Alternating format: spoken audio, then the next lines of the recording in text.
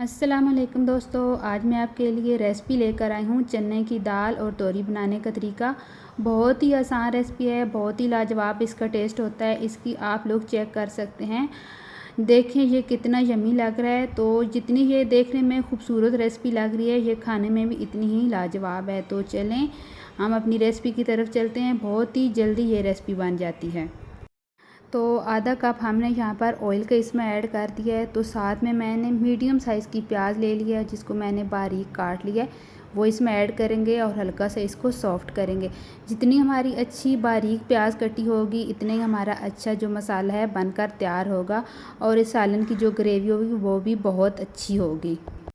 तो यहाँ पर हमारे जो प्याज हैं अच्छी तरह साइडों से गोल्डन हो गए हैं। तो अब हमने इसमें ऐड कर दिया है फ्रेश वाला लहसुन का पेस्ट और हमने इस साथ ही इसमें ऐड कर दिया है टमाटर। दोनों चीज़ों को मिक्स करके मैंने इनका पेस्ट बना लिया था। तो मिक्स करेंगे।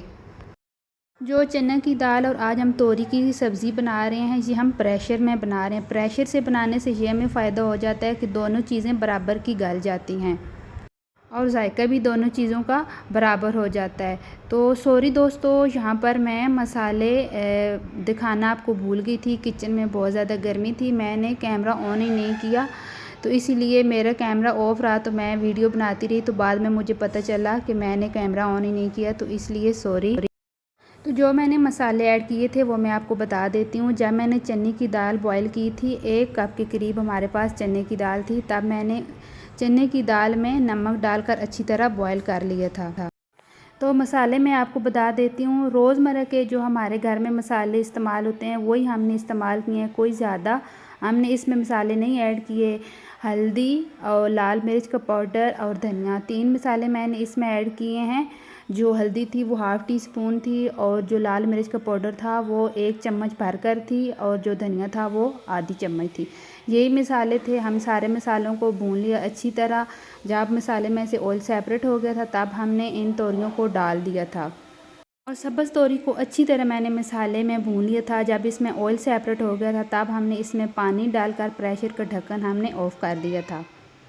3 से 4 मिनट के बाद मैंने इसका कवर हटा लिया था। ये सब्ज़ तोरी बहुत ही नरम होती है, बहुत जल्दी गल जाती है, लेकिन इसकी जो साइड वाली चीज़ होती है वो थोड़ी सख्त रहती है। तो इसलिए हमने इसको आज प्रेशर में बनाया है।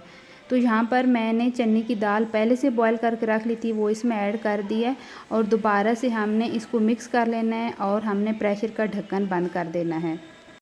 तो फ्रेंड, मेरी आपसे हमेशा रिक्वेस्ट होती है कि अगर मेरी रेसिपी आपको पसंद आती हैं तो प्लीज़ मेरी वीडियो को लाइक आप ज़रूर किया करें। 3 से 4 मिनट के बाद मैंने कवर को हटा दिया था। ये देखें दोनों चीज़ें अच्छी तरह मिक्स हो गई हैं, दोनों चीज़ें बिल्कुल अलग अलग नहीं हुई और चने की दाल जो वो भी हमारी अच्छी तरह गल गई है। तो अब हमने इसको थोड़ी देर के लिए रखना है और यहाँ पर हमने हरी मिर्च इसमें ऐड कर देनी है। तो आप जब भी हांडी बना रहे हो, आप परेशान ना हुआ करें कि हांडी में से ऑयल सेपरेट नहीं हुआ। जब ये हमारी हांडियाँ थोड़ी ठंडी होती हैं, तब इनमें से ऑयल सेपरेट हो जाता है। तो यहाँ पर मैंने गरम मसाला इसमें ऐड कर दिया और मिक्स करेंगे और मैं आपको अपनी रेसिपी की फ़ाइनल लुक दिखाती हूँ।